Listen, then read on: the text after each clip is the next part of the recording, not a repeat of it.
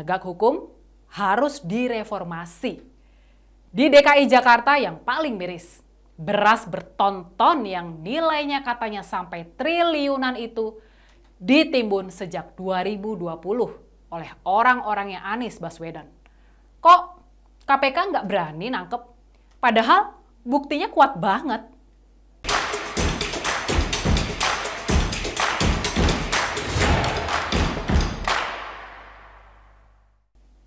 Pasca ditangkapnya Lukas NMB oleh KPK dalam kasus dugaan suap dan gratifikasi proyek infrastruktur, Ketua Umum Partai Demokrat Agus Harimurti Yudhoyono akhirnya bersuara. AHY pun mengaku dirinya prihatin dengan penangkapan Gubernur Papua yang tercatat sebagai kader Partai Demokrat itu. Begini kutipan ungkapan keprihatinan AHY di kantor DPP Partai Demokrat pada hari Kamis 12 Januari kemarin.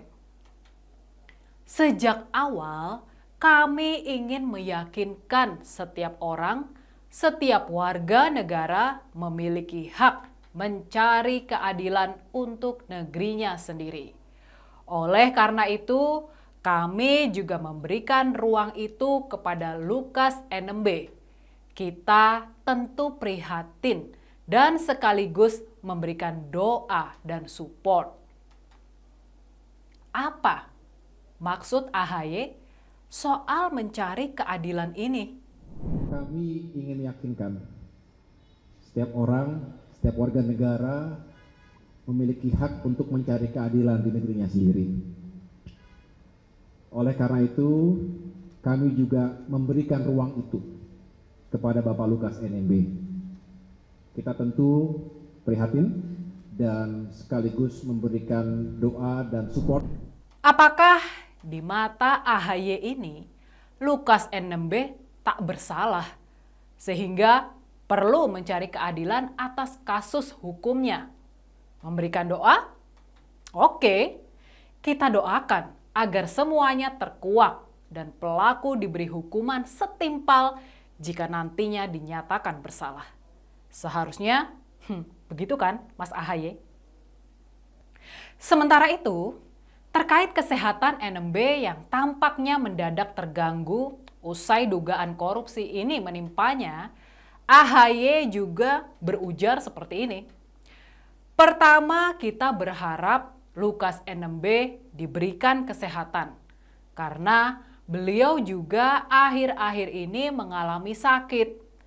Karena itu adalah sesuatu yang bernilai kemanusiaan, memberikan ruang untuk kita sehat, setelah itu bisa menjalani segala hal, termasuk proses hukum yang tengah dijalankan. Yang pertama, kita berharap Pak Lukas NMB juga senantiasa diberikan kesehatan karena beliau juga akhir-akhir ini mengalami sakit, ya, karena itu adalah sesuatu yang bernilai untuk kemanusiaan, memberikan ruang untuk kita sehat, setelah itu bisa menjalani segala hal termasuk proses hukum yang tengah dijalankan. Sakit kok kabarnya masih bisa keluar negeri buat menjalankan hobinya? Iya, kalau beneran sakit. Lah kalau pura-pura sakit gimana? Apakah demi alasan kemanusiaan terhadap rakyat Papua yang dirugikan akibat kasus dugaan korupsi ini, nantinya AHY juga berani mendoakan hukuman setimpal bagi kader andalannya itu? Masih dalam rangkaian pernyataan politiknya, AHY lantas mencoba menyampaikan harapannya. Kita berharap penegakan hukum di negeri ini bisa ditegakkan dengan baik. Artinya tidak tebang pilih dan adil bagi semuanya. Karena kita berharap demokrasi kita tumbuh dengan matang dan berkembang berasaskan pada hukum. Karena kita negara hukum. Jadi, saya ingin kita semua memberikan ruang seluas-luasnya dan kita mengawasi proses itu karena tidak boleh ada kelompok atau golongan tertentu yang diamankan tapi ada kelompok lain yang jadi sasaran tembak. Kita ingin sekali lagi diperlakukan secara adil di negeri ini. Yakin Mas AHY ingin penegakan keadilan tidak tebang pilih, termasuk nantinya jika kasus korupsi pembangunan mangkrak Hambalang menemukan fakta baru dan mengarah pada sosok yang dikenal dekat dengan AHY. Ada yang jadi sasaran tembak. Sebut nama dong kalau berani. Nggak cuma berretorika sambil prihatin melulu, iya kan? Akhirnya saya yakin sebenarnya AHY ini malu.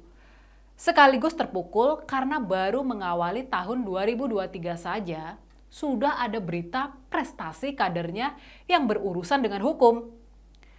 Kalau sudah gini, tampaknya SBY harus turun gunung lagi buat nolongin AHY agar tidak semakin terpukul dan berpikir untuk menyerah mengurus partai yang kadernya agak nakal-nakal itu.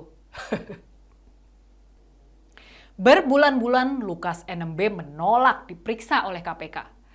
Permintaannya terlampau banyak, seolah dia itu raja. Dia maunya diperiksa di Papua. Dia mangkir panggilan KPK dengan alasan sakit dan harus berobat ke luar negeri. Bahkan sampai mengerahkan massa untuk menjaga rumahnya. Bahkan pengacaranya sempat meminta agar KPK memeriksa Lukas NMB di lapangan terbuka dengan menggunakan hukum adat. Lantaran dia adalah kepala suku besar orang Papua. Dengan ditangkapnya Luki Effendi dan Lukas NMB, nama Demokrat makin tercoreng. Meski dari awal sudah tercoreng berkat kepemimpinan AHY yang tidak punya jiwa kepemimpinan yang bagus. Dalam waktu dekat, 2 kadernya ditangkap. Ini sangat parah. Masyarakat pasti muak dan merasa jijik. Jangan sampai deh negara ini dikuasai kembali oleh Demokrat.